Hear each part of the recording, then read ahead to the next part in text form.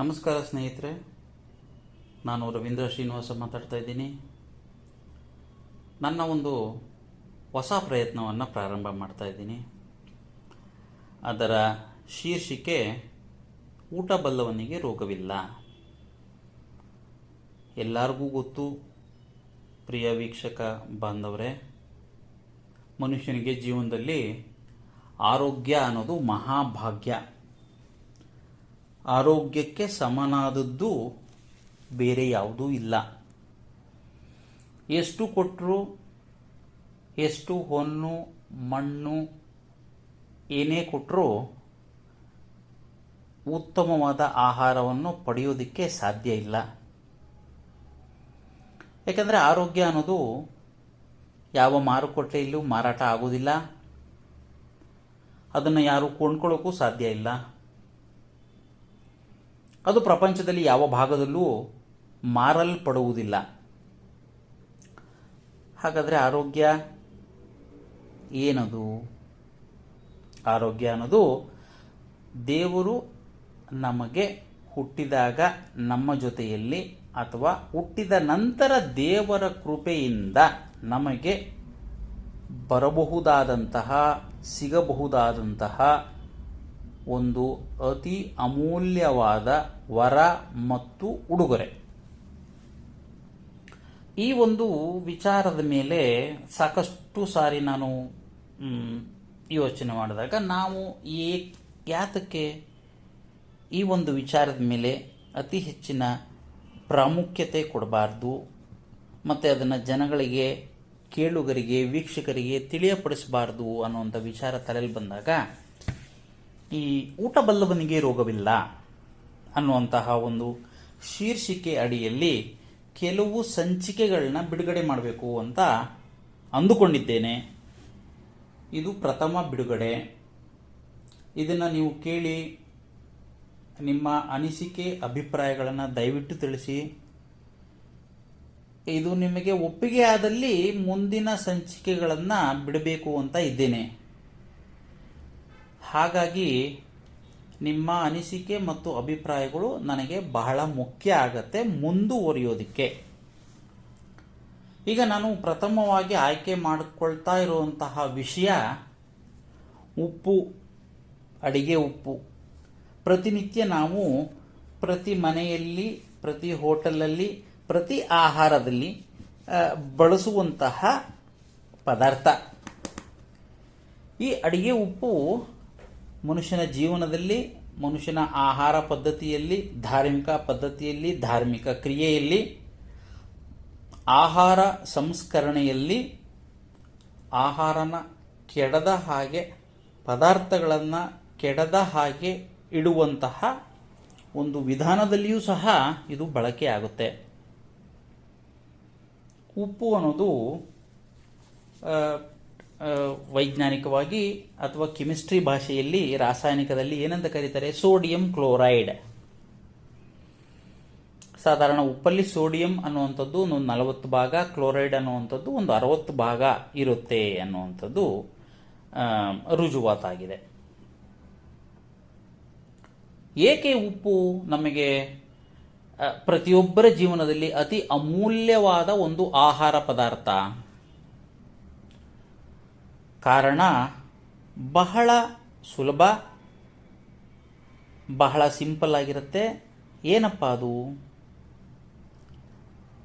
ಉಪ್ಪಿಲ್ಲದೆ ಯಾವ ಅಡುಗೆಯೂ ರುಚಿ ಇರುವುದಿಲ್ಲ. ಅದಕ್ಕೆ ಕನ್ನಡದಲ್ಲಿ ಮತ್ತೊಂದು ಗಾದೆ ಇದೆ, ಉಪ್ಪಿಗಿಂತ ರುಚಿ ಇಲ್ಲ, ತಾಯಿಗಿಂತ ಬಂಧುವಿಲ್ಲ ಅಂತ. ಉಪ್ಪಿಗಿಂತ ರುಚಿ ಇಲ್ಲ ಅಂತ ಯಾಕೆ ಹೇಳಿದ್ರು? ಪ್ರಯತ್ನ ಮಾಡಿ ನೋಡಿ, ಯಾವ ಅಡಿಗೆನೂ ಉಪ್ಪಿಲ್ದಲ್ಲೇ ರುಚಿ ಅಂತ ಅನ್ನಿಸೋದೇ ಇಲ್ಲ. ಅದೇ ರೀತಿ ಒಂದು ಚೂರು ಉಪ್ಪು ಜಾಸ್ತಿ ಆದರೂ ಸಹ ಆ ಅಡುಗೆ ಕೆಟ್ಟೋಗುತ್ತೆ, ತಿನ್ನೋದಕ್ಕೆ ಆಗೋದಿಲ್ಲ, ಸೇವನೆ ಮಾಡೋಕ್ಕೆ ಆಗೋದಿಲ್ಲ. ಅಕಸ್ಮಾತ್ ಬಹಳ ಬಲವಂತದಿಂದ ಸ್ವಲ್ಪ ತಿನ್ಬಹುದು, ಮತ್ತು ನಾರ್ಮಲ್ ಆಗಿ ಅದನ್ನು ನಾವು ಸಾಧಾರಣಕ್ಕೆ ಎಷ್ಟು ತಿಂತೀವೋ ಅಷ್ಟು ತಿನ್ನೋಕ್ಕಾಗಲ್ಲ. ಹಾಗಾಗಿ ವೀಕ್ಷಕರೇ, ಸ್ನೇಹಿತರೆ, ಇದರಲ್ಲಿ ಏನು ಅರ್ಥ ಆಗತ್ತೆ ನಮಗೆ ಅಂದರೆ, ಕನ್ನಡದಲ್ಲಿ ಮತ್ತೊಂದು ಗಾದೆ ಇದೆಯಲ್ಲ, ಏನದು? ಅತಿಯಾದರೆ ಅಮೃತವೂ ವಿಷ. ಅಮೃತ ಅಷ್ಟು ಒಳ್ಳೆಯದು, ಆದರೆ ಅದು ಅತಿಯಾದರೆ ವಿಷ ಅಂತ ಕರೀತಾರೆ. ಅದೇ ರೀತಿ ಆಹಾರದಲ್ಲಿ ಉಪ್ಪು ಅನ್ನೋದು ಬಹಳ ಅಗತ್ಯ. ಉಪ್ಪಿಲ್ದಲೆ ಆಹಾರ ರುಚಿಸೋದಿಲ್ಲ, ಆದರೆ ಉಪ್ಪು ಜಾಸ್ತಿ ಆದರೆ ಆಹಾರ ತಿನ್ನಕ್ಕಾಗಲ್ಲ ಅನ್ನುವಂಥದ್ದು ನಮಗೆ ತುಂಬ ಸುಲಭವಾಗಿ ಅರ್ಥ ಆಗತ್ತೆ. ನೆಕ್ಸ್ಟ್ ಮುಂದುವರೆದ ಭಾಗದಲ್ಲಿ ಮಾತಾಡೋದಾದ್ರೆ, ಈ ಉಪ್ಪಿನಿಂದ ನಮ್ಮ ಜೀವನದಲ್ಲಿ, ನಮ್ಮ ಆರೋಗ್ಯದಲ್ಲಿ ಯಾವ್ಯಾವ ರೀತಿಯಲ್ಲಿ ಅದು ನಮಗೆ ಉಪಯೋಗಕ್ಕೆ ಬರುತ್ತೆ ಅನ್ನುವಂಥದ್ದು. ಮೊದಲನೇದಾಗಿ ಬಹಳ ಸಿಂಪಲ್ ಆಗಿ ಹೇಳೋದಾದ್ರೆ, ಒಂದು ಬಟ್ಲು ಬಿಸಿನೀರಲ್ಲಿ ಒಂದು ಅರ್ಧ ಟೀ ಚಮಚ ಅಡಿಗೆ ಉಪ್ಪು ಹಾಕೊಂಡು ಅದನ್ನು ಚೆನ್ನಾಗಿ ಕರಗಿಸಿ ಆ ನೀರಿನಿಂದ ಬಾಯಲ್ಲಿ ಹಾಕಿಕೊಂಡು ಮುಕ್ಕುಳಿಸೋದ್ರಿಂದ ಬಾಯಿ ಹುಣ್ಣು ಶಮನ ಆಗತ್ತೆ, ಗಂಟಲು ಹುಣ್ಣು ಮಾಯ ಆಗತ್ತೆ, ಹಲ್ಲು ನೋವು ಕಮ್ಮಿ ಆಗತ್ತೆ. ಇದನ್ನ ಎಲ್ಲರೂ ಬೇಕಾದ್ರೆ ಪ್ರಯತ್ನ ಮಾಡಿ ನೋಡಬಹುದು. ಈಗ ನಮಗೆ ಎಲ್ಲರಿಗೂ ಸಹ ನಾವು ಗಮನಿಸಿರ್ತೀವಿ, ಕೆಮ್ಮು ಶೀತ ನೆಗಡಿ ಆದಾಗ ಡಾಕ್ಟರ್ ಹತ್ರ ಹೋದ್ರೆ ಅವ್ರೇನು ಹೇಳ್ತಾರೆ? ವೈದ್ಯರು ಔಷಧಿ ಎಲ್ಲ ಬರ್ಕೊಡ್ತಾರೆ.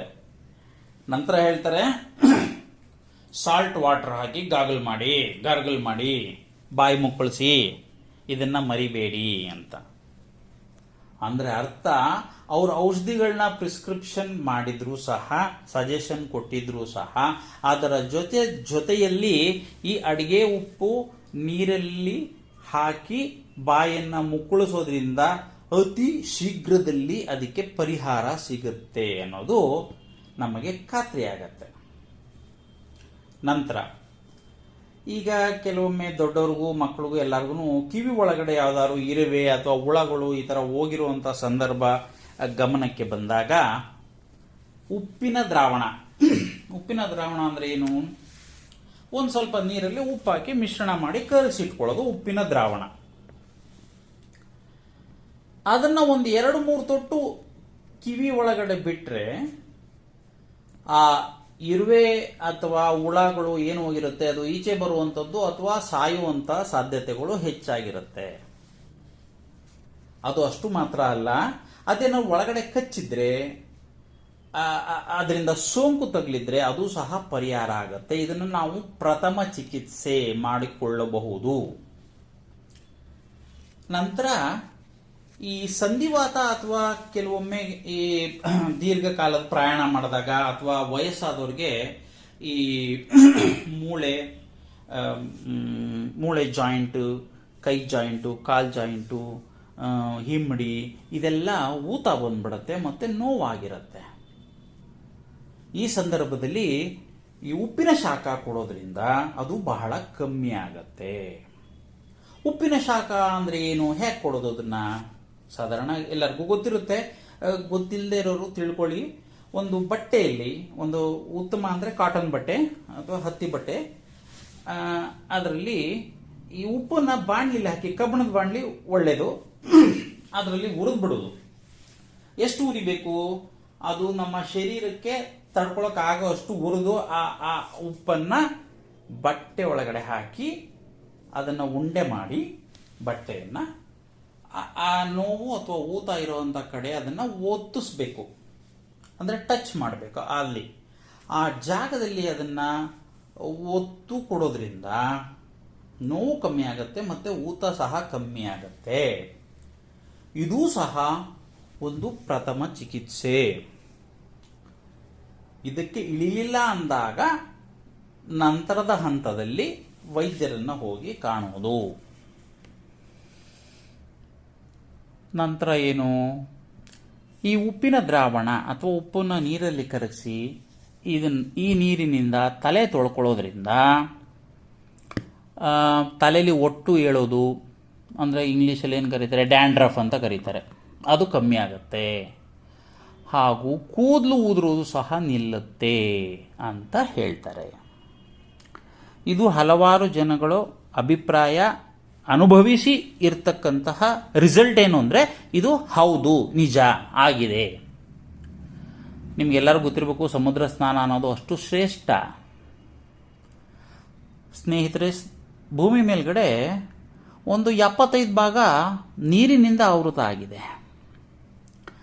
ಆ 75 ಭಾಗ ನೀರಿನಿಂದ ಆವೃತ ಆಗಿರುವಂಥದ್ದು ಮಾತ್ರ ಅಲ್ಲದಲೇ ಉಪ್ಪಿನಿಂದ ಆವೃತ ಆಗಿರುವಂಥ ನೀರೇ 96.5 ಭಾಗ. ಮನುಷ್ಯನಿಗೆ ಕುಡಿಯೋಕ್ಕೆ ಯೋಗ್ಯವಾಗಿರೋದು ಸಿಹಿ ನೀರು ಅಂತ ಇರೋದು ಒಂದು 3.5 ಅಂದರೆ 3.5% ಅಷ್ಟೇ ಇರೋದು. ಅಂದರೆ ಇದರಲ್ಲಿ ನಾವೇನು ಅರ್ಥ ಮಾಡ್ಕೋಬೇಕು, ಪ್ರಕೃತಿ ಅಂದರೆ ದೇವರು. ಭೂಮಿ ತುಂಬ 75 ಭಾಗ ನೀರಿಟ್ಟಿದ್ದಾನೆ ಅಂದರೆ ಅರ್ಥ ಮನುಷ್ಯನಿಗೆ, ಮನುಷ್ಯನ ಶರೀರಕ್ಕೆ, ಮನುಷ್ಯನ ಆಹಾರಕ್ಕೆ 75% ಭಾಗ ದ್ರವ ರೂಪದ ಆಹಾರ ಅಗತ್ಯ. ಯಾರು ಅತಿ ಹೆಚ್ಚಿನ ದ್ರವ ರೂಪದ ಆಹಾರ ತಗೊಳ್ತಾರೆ, ಸಾಧಾರಣ ಗಮನಿಸಿ ನೋಡಿ ಅಥವಾ ನೀವು ಪ್ರಯತ್ನ ಮಾಡಿ ನೋಡಿ, ನಿಮ್ಮ ಆರೋಗ್ಯದಲ್ಲಿ ಅತಿ ಹೆಚ್ಚಿನ ಉತ್ತಮ ಫಲಿತಾಂಶಗಳು, ಉತ್ತಮ ರಿಕವರಿ ಕಂಡು ಬರುತ್ತೆ. ಮತ್ತೆ ಮುಂದುವರೆದು ಹೇಳೋದಾದರೆ, ಈ ಅಡಿಗೆ ಉಪ್ಪಿನಿಂದ ನಮ್ಮ ಶರೀರದ ಅಂಗಾಂಗಗಳನ್ನ ಕಾಲಕಾಲಕ್ಕೆ, ವಾರದಲ್ಲೋ 15 ದಿನಕ್ಕೋ 10 ದಿನಕ್ಕೋ ಒಮ್ಮೊಮ್ಮೆ ತಿಕ್ಕಿ ಸ್ನಾನ ಮಾಡೋದ್ರಿಂದ ಸದಾಕಾಲ ಇರಬಹುದಾದಂಥ ನೆಗಡಿ ದೂರ ಆಗುತ್ತೆ, ಬ್ಲಡ್ ಸರ್ಕ್ಯುಲೇಷನ್ ರಕ್ತ ಚಲನೆ ವೃದ್ಧಿ ಆಗತ್ತೆ, ಸಹನಶೀಲತೆ ಹೆಚ್ಚುತ್ತೆ, ರೋಗ ನಿರೋಧಕ ಶಕ್ತಿ ಹೆಚ್ಚಾಗುತ್ತೆ ಅಂತ ನಾವು ಕೇಳ್ಪಟ್ಟಿದ್ದೀವಿ. ಮತ್ತು ಇದಲ್ಲದೆ ಈ ಲಘು ರಕ್ತದ ಒತ್ತಡ, ಲೋ BP ಇರುತ್ತಲ್ಲ, ಅವ್ರಿಗೂ ಸಹ ಇದು ತುಂಬ ಒಳ್ಳೆಯದು. ನಂತರ ಒಂದು ಅರಳು ಉಪ್ಪು, ಒಂದು ಲವಂಗ, ಇದೆರಡನ್ನು ಬಾಯಲ್ಲಿ ಹಾಕ್ಕೊಂಡು ಅದನ್ನು ಚಪ್ಪರಿಸ್ತಾ ಇದ್ದರೆ, ಅದರಲ್ಲಿ ಬರತಕ್ಕಂತಹ ನೀರನ್ನು ಕುಡಿತಾ ಇದ್ದರೆ ಇದರಿಂದ ಕೆಮ್ಮು, ದಮ್ಮು, ರೋಗ, ಕಫ ಇರುವಂಥದ್ದು, ಈ ಆಸ್ತಮಾ ಇರೋ ಅಂಥವ್ರಿಗೆ ಒಳ್ಳೆಯ ಶಮನ, ಒಂದು ರಿಲೀಫ್ ಸಿಗುತ್ತೆ. ನಂತರ ಈ ಅಡುಗೆ ಉಪ್ಪಿನ ದ್ರಾವಣದಲ್ಲಿ ಕಾಟನಲ್ಲಿ ಅದ್ದಿ ಅಥವಾ ಹತ್ತಿಯಲ್ಲಿ ಅದ್ದಿ ಗಾಯ ಆಗಿದ್ದರೆ ಆ ಗಾಯಕ್ಕೆ ಅದರಿಂದ ಒರೆಸೋದ್ರಿಂದ ಈ ಬ್ಯಾಕ್ಟೀರಿಯಾಗಳು, ಅನ್ವಾಂಟೆಡ್ ವೈರಸ್ಗಳು, ಈ ಕ್ರಿಮಿಕೀಟಗಳು ಎಲ್ಲ ನಾಶ ಆಗತ್ತೆ. ಯಾಕಂದರೆ ಇದೊಂಥರ ಈ ದುರ್ಬಲ ಕಾರ್ಬೋಲಿಕ್ ಆಸಿಡ್ ಅದ್ರ ಥರ ವರ್ಕ್ ಆಗತ್ತೆ ಇದು. ಅದಾದಮೇಲೆ ತ್ಯಾವ ಏನಾದ್ರು ಇದ್ದರೆ ಅದನ್ನು ಡ್ರೈ ಕ್ಲಾತಲ್ಲಿ ತೆಗೆದು ಬಿಡಬೇಕು. ನಂತರ ಈ ತುಳಸಿ ರಸದಲ್ಲಿ ಅಡುಗೆ ಉಪ್ಪನ್ನು ಪುಡಿಯನ್ನು ಸ್ವಲ್ಪ ಹಾಕಿ ಚೇಳು ಕುಟ್ಕಿದಂಥ ಸ್ಥಳಕ್ಕೆ ಹಚ್ಚೋದ್ರಿಂದ ಅದರ ವಿಷಹರ ಸ್ವಲ್ಪ ಮಟ್ಟಿಗೆ ಕಮ್ಮಿ ಆಗುತ್ತೆ ಮತ್ತು ಅದರಿಂದ ಆ ಕಡತದಿಂದ ಆಗಿರತಕ್ಕಂಥ ಬಾಧೆ ಸಹ ಕಡಿಮೆ ಆಗುತ್ತೆ. ಇದಲ್ಲದೆ ಸ್ನೇಹಿತರೆ, ಉಪ್ಪು ನಮ್ಮ ಧಾರ್ಮಿಕ ಕ್ರಿಯೆಗಳಲ್ಲಿ ಅತಿ ಹೆಚ್ಚಿನ ಪ್ರಾಶಸ್ತ್ಯವನ್ನು ಪಡ್ಕೊಂಡಿದೆ. ವಾಸ್ತುಶಾಸ್ತ್ರದಲ್ಲಿ ಅದನ್ನು ಉಪಯೋಗಿಸ್ತಾರೆ. ಎಲ್ಲ ಮನೆ ಮೂಲೆಗಳಲ್ಲಿ ಉಪ್ಪನ್ನು ಇಡಿ, ಇದರಿಂದ ಕ್ರಿಮಿಕೀಟಗಳ ಬಾಧೆ ನಾಶ ಆಗೋದು ಅಲ್ಲದಲೇ ದೃಷ್ಟಿ ಪರಿಹಾರ ಸಹ ಮನೆಗೆ ತಗುಲೋದಿಲ್ಲ, ನಿಮ್ಮ ವಾಸಸ್ಥಳಕ್ಕೆ ಉತ್ತಮ ಅಂತ ಕರೀತಾರೆ. ಅದಲ್ಲದೆ ನಾವು ಬಹಳ ಚಿಕ್ಕಂದಿನಿಂದ ಈಗಲೂ ಸಹ ಎಲ್ಲರ ಮನೇಲಿ ಅಭ್ಯಾಸ ಇದೆ, ದೃಷ್ಟಿಯಾಗಿದೆ ಇವರಿಗೆ, ಅದಕ್ಕೆ ಡಲ್ ಆಗಿದ್ದಾರೆ, ಮೈಕೈ ನೋವಿದೆ, ಜ್ವರ ಇದೆ, ಒಂಥರ ಇನ್ಯಾಕ್ಟಿವ್ ಆಗಿದ್ದಾರೆ ಅನ್ನೋಂಥ ಸಂದರ್ಭಗಳನ್ನ ನಾವು ಕಾಣ್ತಾನೇ ಇರ್ತೇವೆ. ಆವಾಗ ನಮ್ಮ ಹಿರಿಕರು ಏನು ಹೇಳ್ತಾರೆ, ದೃಷ್ಟಿ ತೆಗಿರಿ, ದೃಷ್ಟಿ ಉಪ್ಪಲ್ಲಿ ನೀವು ಆಳಿಸಿ ತೆಗಿಬಹುದು. ನಮ್ಮ ಹಿರಿಕರು ಏನು ಮಾಡ್ತಾ ಇದ್ರು, ಎಡಗೈಯಲ್ಲಿ ಉಪ್ಪು ತಗೊಳ್ಳೋರು, ಅದನ್ನ ಶರೀರದ ಸುತ್ತ ನಿವಾಳಿಸೋರು. ಏನಂತ ನಿವಾಳಿಸೋರು, ನಾಯಿ ಕಣ್ಣು, ನರಿ ಕಣ್ಣು, ಗೋಬೆ ಕಣ್ಣು, ಪೀಡೆ ಕಣ್ಣು, ಪಿಶಾಚಿ ಕಣ್ಣು, ಶತ್ರುಗಳ ಕಣ್ಣು, ಅವ್ರ ಕಣ್ಣು, ಇವ್ರ ಕಣ್ಣು, ಯಾರ್ಯಾರ ಮೇಲೆ ಅನುಮಾನ ಇರುತ್ತೆ ಎಲ್ಲಾರ ಕಣ್ಣು ಹೇಳಿಬಿಟ್ಟು ನಿವಾಳಿಸಿ ಅದನ್ನ ಮನೆಯಿಂದ ಆಚೆ ತಗೊಂಡೋಗಿ 3 ಜಾಗ ಕೂಡುವಂಥ ಸ್ಥಳದಲ್ಲಿ ಚೆಲ್ಲಿ ಬಿಸಾಕಿ ಬರ್ತಾ ಇದ್ರು. ಈ ಥರ ಮಾಡಿದಾಗ ಆ ವ್ಯಕ್ತಿಯಲ್ಲಿ ಇಮಿಡಿಯೇಟ್ ಆಗಿ ಅಂದ್ರೆ ಸ್ವಲ್ಪ ಹೊತ್ತಲ್ಲೇ ಚೇತರಿಕೆ ಕಂಡು ಬರೋದನ್ನು ನಾವು ಸಾಕಷ್ಟು ಬಾರಿ ಗಮನಿಸಿದ್ದೇವೆ. ಈ ರೀತಿ ಸ್ನೇಹಿತರೆ, ಈ ಉಪ್ಪು ಅನ್ನೋದು ನಮ್ಮ ಜೀವನದ ಒಂದು ಅವಿಭಾಜ್ಯ ಅಂಗ ಆಗಿರುತ್ತೆ. ನಂತರ ಉಪ್ಪು ಯಾವ ರೀತಿ ಉಪ್ಪಲ್ಲಿ ಹಲವಾರು ರೀತಿಗಳು ಮಾಡಿಬಿಟ್ಟಿದ್ದಾರೆ. ಮೊದಲು ಮನುಷ್ಯನಿಗೆ ಗೊತ್ತಿದ್ದು ಒಂದೇ ಥರದ ಉಪ್ಪು. ನಂತರ ದಿನಗಳಲ್ಲಿ ಹಲವಾರು ವೆರೈಟಿ ಉಪ್ಪುಗಳು ಮಾಡಿದ್ರು. ಹಲವಾರು ವಿಧಗಳ ಉಪ್ಪನ್ನು ಗುರುತಿಸಿದ್ದಾರೆ. ಅದರಲ್ಲಿ ಶ್ರೇಷ್ಠವಾಗಿರುವಂಥದ್ದು ಈ ಸೈಂಧವ ಲವಣ ಅಥವಾ ಸಮುದ್ರ ಉಪ್ಪು ಅಂತ ಏನು ಕರಿತೀವಿ ಅದು, ಅಥವಾ ಹಿಮಾಲಯನ್ ಪಿಂಕ್ ಸಾಲ್ಟ್ ಅಂತ ಕರೀತಾರೆ. ಇವು ಶ್ರೇಷ್ಠವಾದದ್ದು. ಯಾಕೆ? ಯಾವ ಉಪ್ಪು ಅತಿ ಕಮ್ಮಿ ಸಂಸ್ಕರಣೆ ಅಥವಾ ಪ್ರಾಸೆಸಿಂಗ್ ಆಗಿರುತ್ತೋ ಅದು ಶ್ರೇಷ್ಠವಾದ ಉಪ್ಪು. ಯಾಕೆಂದ್ರೆ ಅದರಲ್ಲಿ ಲವಣಗಳು ಮತ್ತು ಖನಿಜಾಂಶಗಳು ತುಂಬಿಕೊಂಡಿರುತ್ತೆ. ಹೇಗೆ ನಾವು ಈ ತಿನ್ನುವಂತಹ ಅಕ್ಕಿಯಲ್ಲಿ ಕಮ್ಮಿ ಪಾಲಿಶ್ ಇರುವಂಥದ್ದು ಅಥವಾ ಪಾಲಿಶ್ ಇಲ್ಲದಲೇ ಇರತಕ್ಕಂತಹ ಅಕ್ಕಿ ಆರೋಗ್ಯಕ್ಕೆ ಹೇಗೆ ಒಳ್ಳೆಯದು ಅಂತ ಕರಿತೀವೋ, ಅದೇ ರೀತಿ ಉಪ್ಪು ಸಂಸ್ಕರಣೆ ಕಮ್ಮಿ ಆಗಿರುವಂಥದ್ದು, ಪ್ರಾಸೆಸಿಂಗ್ ಕಮ್ಮಿ ಆಗಿರುವಂತಹ ಉಪ್ಪು ಶ್ರೇಷ್ಠವಾದ ಉಪ್ಪು.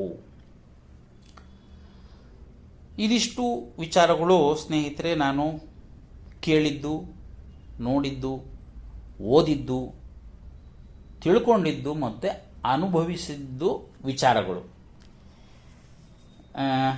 ಇಷ್ಟು ಹೇಳಿ ಈ ಸಂಚಿಕೆಯನ್ನು ನಾನು ಮುಗಿಸ್ತಾ ಇದ್ದೇನೆ. ಧನ್ಯವಾದಗಳು. ನನಗೆ ಈ ಮಾಹಿತಿ ನಿಮಗೆ ಇಷ್ಟವಾದಲ್ಲಿ ನಿಮ್ಮ ಅಭಿಪ್ರಾಯಗಳನ್ನ ತಿಳಿಸಿ. ಈ ಥರ ಬೇರೆ ಬೇರೆ ವಿಚಾರಗಳನ್ನ, ಆಹಾರಕ್ಕೆ ಸಂಬಂಧ ವಿಚಾರಗಳನ್ನ ನಾನು ನಿಮ್ಮೊಂದಿಗೆ ಹಂಚ್ಕೊಳ್ಳೋಕೆ ಇಷ್ಟಪಡ್ತೀನಿ. ಧನ್ಯವಾದಗಳು. ನಮಸ್ಕಾರ.